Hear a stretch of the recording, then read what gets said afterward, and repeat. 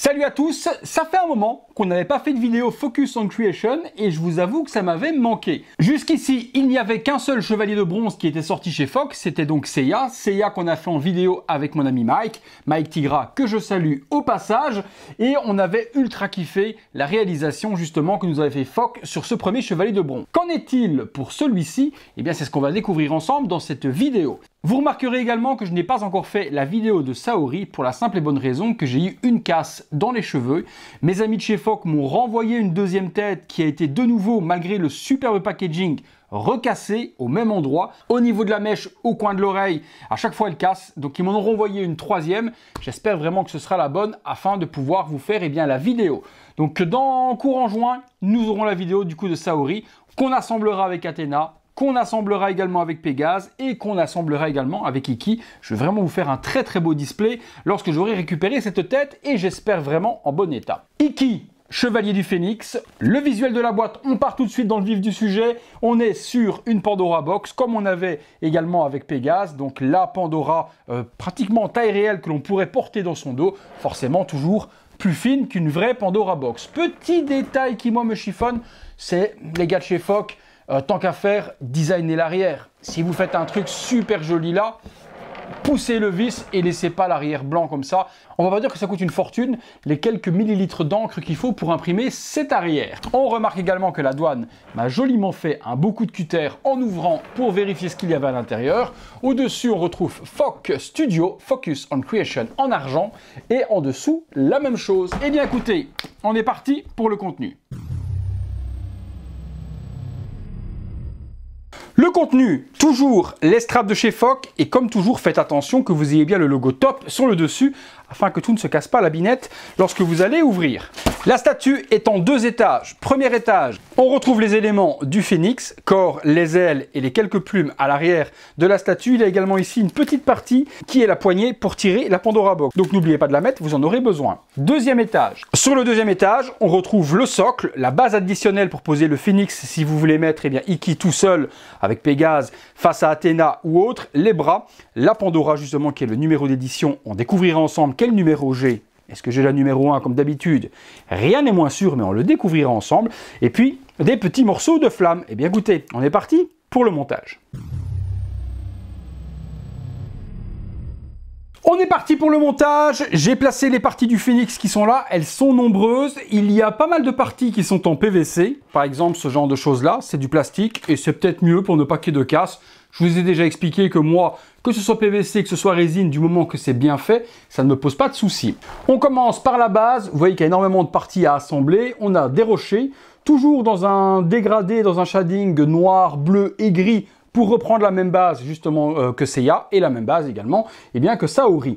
Et dans les craquelures, ils ont fait un petit paint imitation lave. Sur le dessous, on a Iki, le petit label holographique de Focus on Creation et puis également la jolie illustration de Iki. Vous remarquerez que contrairement également au Chevalier d'Or, il n'y a pas de petite carte dans une enveloppe comme on a précédemment. On a toujours par contre le certificat d'authenticité, il est au cul de la Pandora Box, je vous montre ça tout à l'heure. La base, on est parti, par devant, on retrouve la petite plaque, la même qu'avec Seiya et la même que Saori, avec noté Iki juste ici. J'adore, ces petites plaques là sont super jolies. Le montage, du coup, on va assembler le phénix en premier et puis on mettra Iki tout de suite après.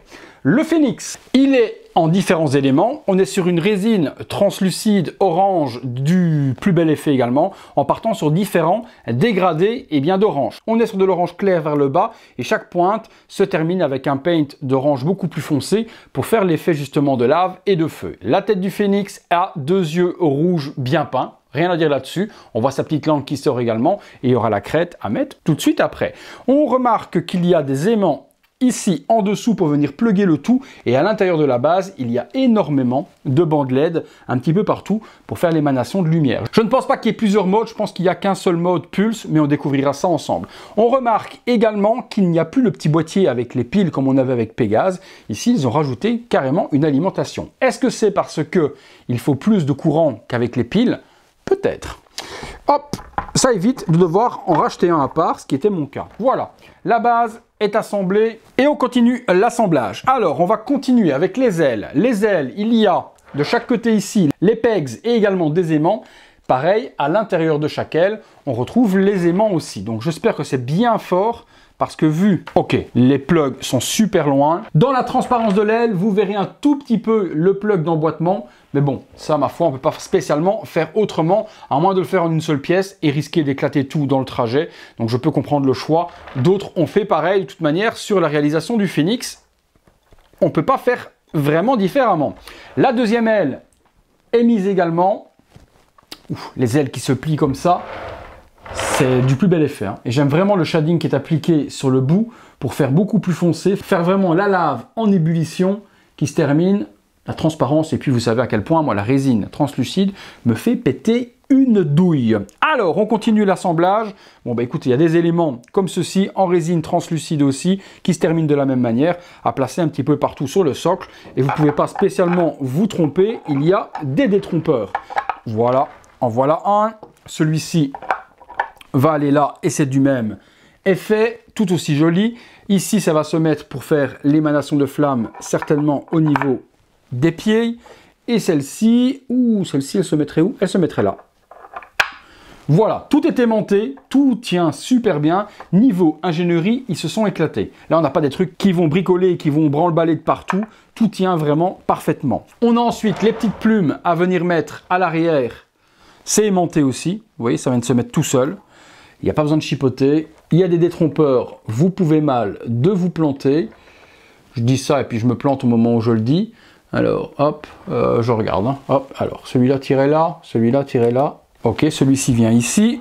Ici, j'ai un seul aimant, donc un seul, ça vient se mettre là. Et puis ici, j'ai un double aimant. Et le double va venir se mettre juste là. Alors, on va dire que celle-ci... Ah non, je vais dire des bêtises, je vais dire que ça ne tient pas bien, mais si ça tient bien. Si on ne les accroche pas, forcément c'est des aimants.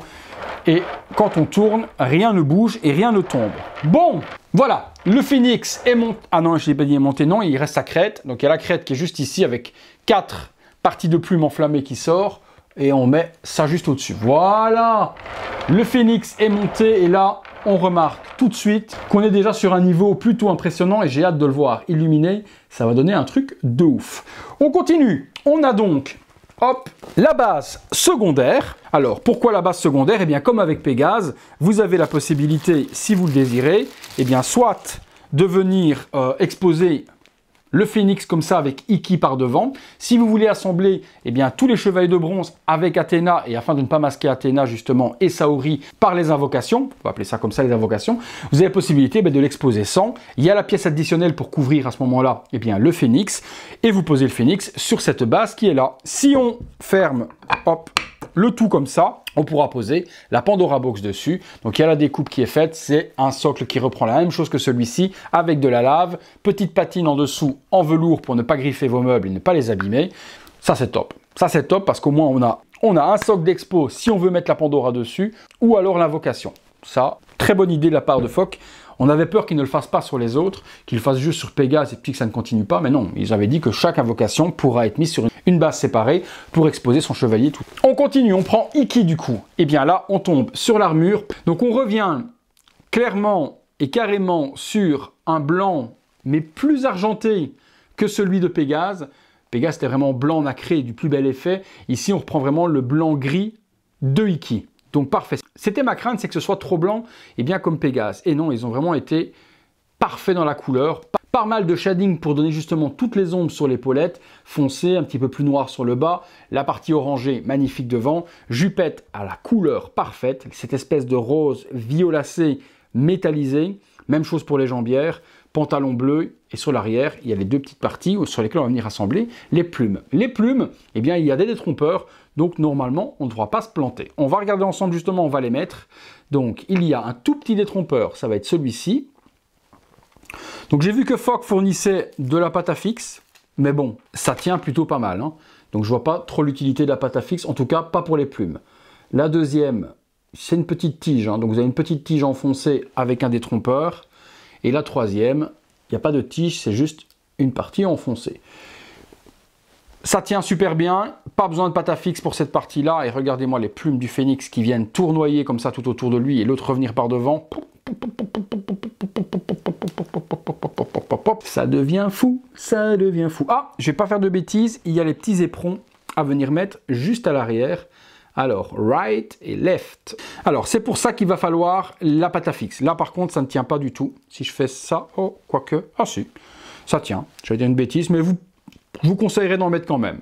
Une petite boule à l'intérieur, ça ne peut pas faire de mal, ça tient tout de même. Voilà, ça tombe pas, mais sécurisez tout de même les petits éperons à l'arrière.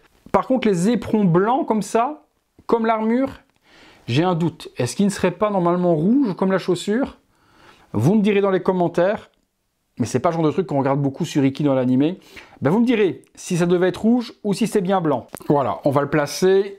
Alors, est-ce que ça plug bien ou est-ce que la résine a travaillé? Non, la résine n'a pas travaillé, ça se plug parfaitement. Continuons.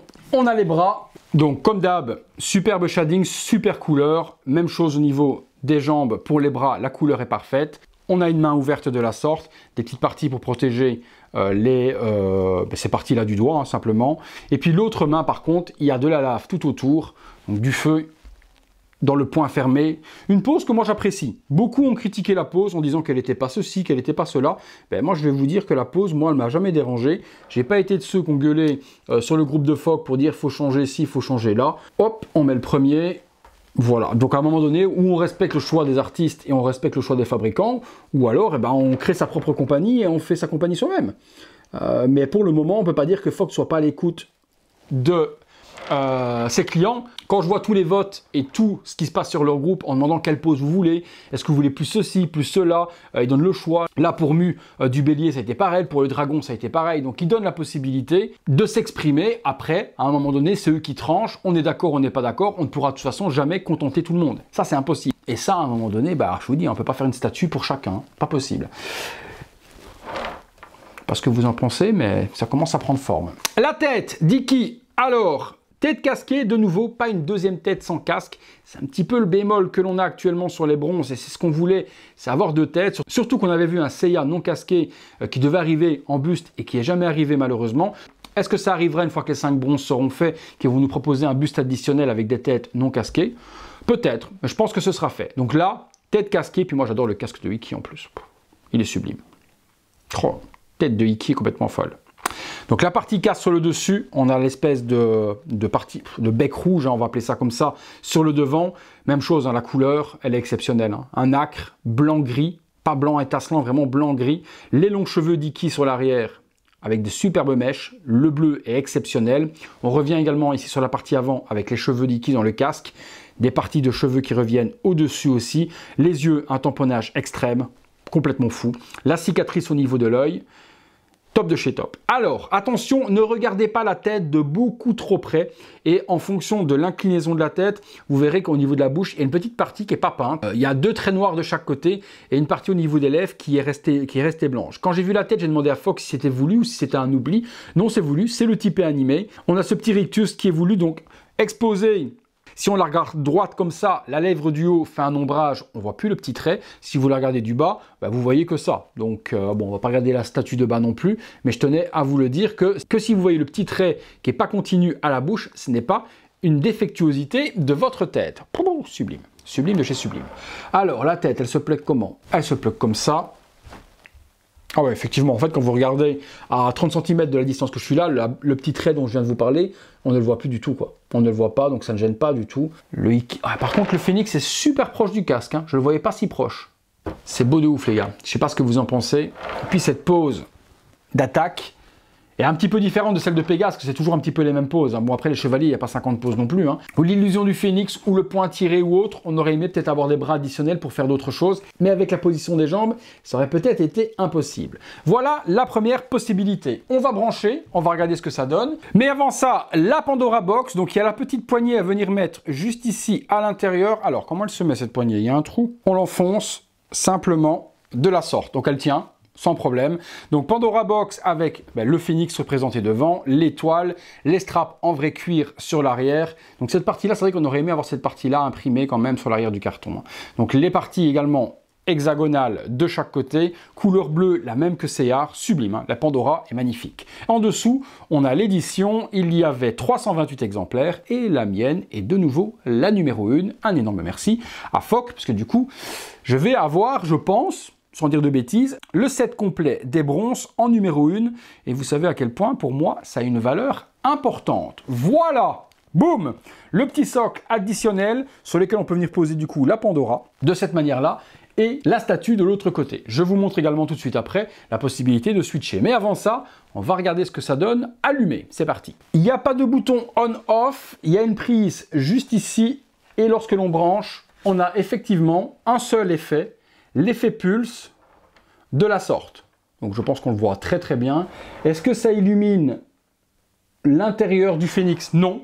C'est vraiment la base et ça va s'arrêter à peu près ici. À peu près à la moitié de l'épaule, Phénix s'allume. Il n'y a pas de LED comme on avait avec la Prime One Studio, si je ne dis pas de bêtises, où il y avait des connecteurs et des LED qui illuminaient les ailes également. Là non, c'est vraiment la base. Par contre, l'effet fonctionne plutôt pas mal et la luminosité est quand même importante et l'effet pulse marche bien. On a également l'intérieur de la base qui s'illumine, ce qui fait que les parties qui sont ici, en lave, s'illuminent également. Donc il n'y a pas uniquement les parties de feu, toutes les craquelures s'illuminent avec l'effet pulse. Eh bien écoutez, on va se mettre dans le noir, on regarde ce que ça donne. J'éteins les lampes comme d'habitude. Voilà, dans la pénombre, on regarde ce que ça donne, on le branche. Voilà, vous voyez ainsi ce que ça donne en luminosité. Votre question que vous allez me poser après, c'est est-ce que si on met le Phénix sur la petite base où il y a la Pandora, est-ce que ça va s'allumer? Je vais vous répondre tout de suite que non. Il n'y a pas de LED prévu dans cette petite base additionnelle. J'éteins tout. Voilà, dans le noir complet, ce que donne l'intensité de lumière. Ouais, ça illumine toute la pièce. Hein. C'est un truc de ouf. Hein. Et j'ai l'impression que c'est de plus en plus vite en plus. Non, je dis des conneries, c'est le même rythme. Donc voilà, l'illumination de cette base et de ce Phénix. Waouh! Ah ouais, quand même. On rallume. On va regarder ce que ça donne maintenant si on expose Iki. Eh bien, sans la partie arrière. Donc on va enlever la Pandora pour le moment. On récupère ce morceau-là qui va me servir pour la base. Du coup, on va poser le Phénix juste là. Je le débranche pour le moment. Alors, est-ce qu'on peut l'enlever en une seule pièce comme ça? Oui. Et on le plug ici comme ça.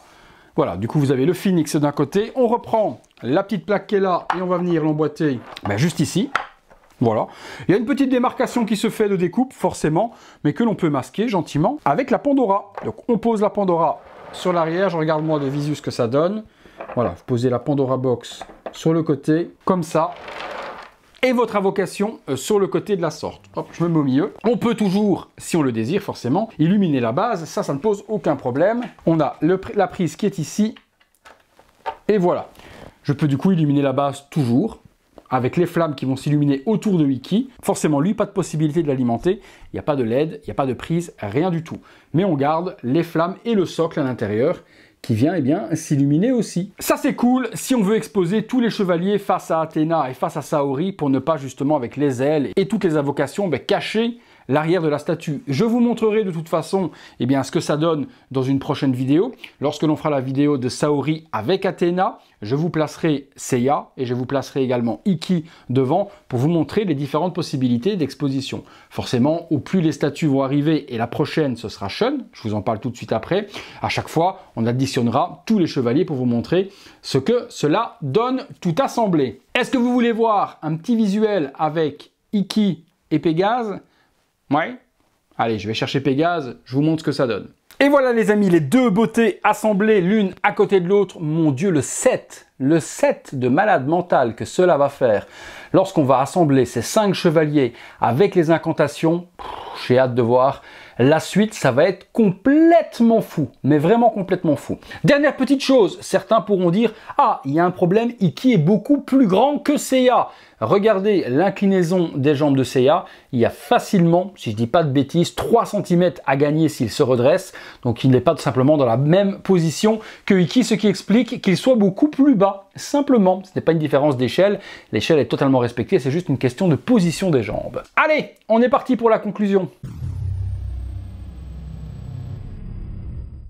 Concluons les amis sur ces deux masterpieces de la collection Saint Seiya. Fok de nouveau nous a régalé comme des oufs. Ça va faire un truc de dingue. Les 12 chevaliers d'or seront bientôt terminés. J'ai discuté avec Fok il y a quelques heures. Au moment où je tourne cette vidéo, les golds seront terminés pour fin de l'année. Les bronzes seront terminés pour la fin de l'année également. Le prochain à sortir, il devrait être déjà prêt. Fin mai, ce sera Shun. J'en ai discuté également avec Fok cet après-midi justement à la réception de Iki. Donc le prochain est Shun. Et d'après leur dire, on aurait déjà fin juin Yoga. Pour Shiryu, ce sera pour la fin de l'année. Donc on aura nos 5 chevaliers de bronze, Athéna et Saori. Le set complet, eh bien pour la fin de l'année. Donc ça, c'est juste un rêve qui devient réalité pour nous fans de cette licence depuis aussi longtemps que je m'en souvienne. Vous me direz, comme d'habitude les amis, ce que vous en avez pensé de ce Iki. Et je vais même le rallumer pour la conclusion. Voilà. Vous me direz ce que vous en avez pensé. Le paint, la position, la tête, le phénix à l'arrière, le light up. Est-ce que vous préférez avec la petite base et exposé avec la Pandora sans l'incantation? Est-ce que vous aimez l'incantation sur le côté? Comme d'habitude, vous me dites tout ça dans les commentaires. Qu'est-ce que vous pensez de ce set? Qu'est-ce que ça va donner lorsqu'il va être complet? Est-ce que comme moi, vous avez la hype de ouf? Vous me dites tout ça juste là en dessous. Merci une fois de plus de m'avoir suivi pour cette vidéo. Si vous l'avez aimé, lâchez-moi un gros like, abonnez-vous, activez la petite cloche, toutes les notifications pour être alerté en temps réel de ce qu'il se passe sur la chaîne. Si vous voulez m'aider, vous avez la possibilité désormais de le faire. À côté du bouton j'aime, j'aime pas, partager, vous avez un petit logo avec un petit cœur et un petit dollar à l'intérieur. À quoi ça sert?